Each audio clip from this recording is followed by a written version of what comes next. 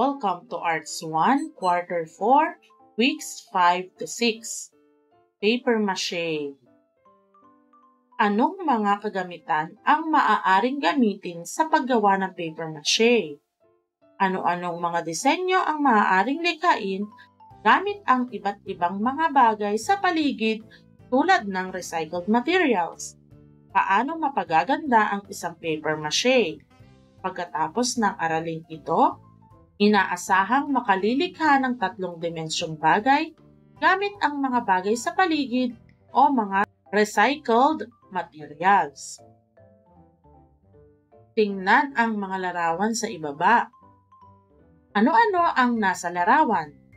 Maaari ba itong gamitin sa paper mache?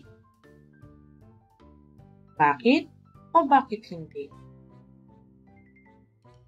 Tama! Ang dyaryo, glue, o water bottle ay maaari nating gamitin sa paggawa ng paper mache. Ang paper mache ay salitang Pranses na ang ibig sabihin ay nginuyang papel, na gawa mula sa piraso ng papel o durog na papel na idinidikit sa pamamagitan ng glue, starch at pandikit.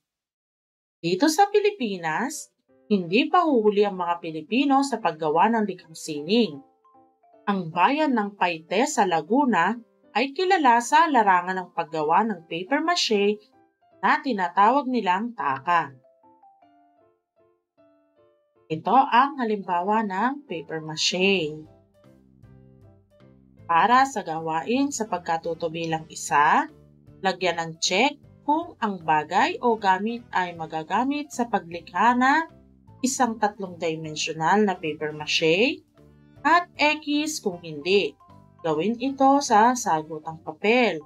Number 1, dyaryo. Check o X? Check. Magagamit natin to sa paggawa ng paper mache. Number 2, bote. Check o X? Check din. Number 3, papel. Check o X? Check. Number 4, kotse. X. Number 5, plastic na bote. Check. Number 6, relo. X. Para sa gawain sa pagkatuto bilang 2, gumuhit sa iyong sagutang papel ng mangkok o lalagyan ng gamit ang mga bagay na nakikita sa paligid. Lagyan ito ng pangalan, disenyo at kulay. Mga bata, ang aking ipakikita ay halimbawa lamang.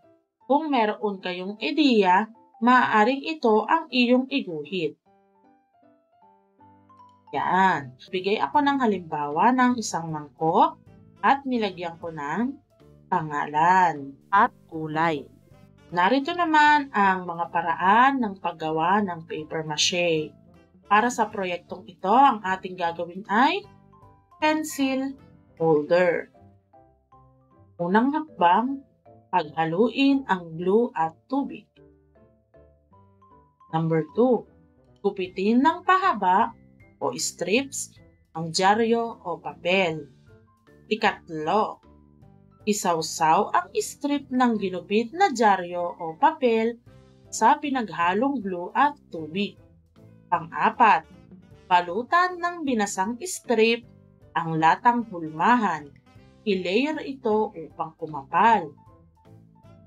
At number 5, kumuha ng puting papel at punitin ito ng pahaba.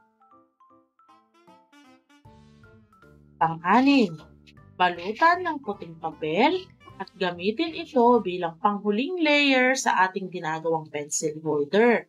Dahil mas madaling lagyan ng disenyo ang puting papel kesa sa dyaryo. At ang pang-7, patuyuin ito ng magdamag. At panghuling hakbang, maaari na itong lagyan ng disenyo. Para sa gawain sa pagkatuto bilang 3, sa tulong at gabay ng mga kasama sa bahay, Kumuha ng mga bagay na pwedeng gamitin tulad ng papel, lumang dyaryo, pandikit, plastik na bote, at pangkulay para makagawa ng isang lalagyan ng lapis o pencil holder. Narito ang mga pamantayan. Maganda at malinis ang pagkakagawa ng proyekto. Malinaw at angkop ang kulay na ginamit sa likhang sining at nasiyahan ba ako sa aking likhang sining. Palagyan ng check sa kasama sa bahay ang kolum na naaayon sa antas na naabot mo sa bawat gawain. Kung mahusay mo itong nagawa, lagyan ng check ang kolum ng mahusay para sa gawain sa pagkatuto bilang 4. Humingi ng tulong sa kasama sa bahay upang makagawa ng isang lalagyan ng barya gamit ang mga bagay na makikita sa loob ng bahay mula sa recycled materials. Palagyan ulit ng check sa kasama sa bahay ang kolum na naaayon sa antas na naabot mo sa bawat gawain.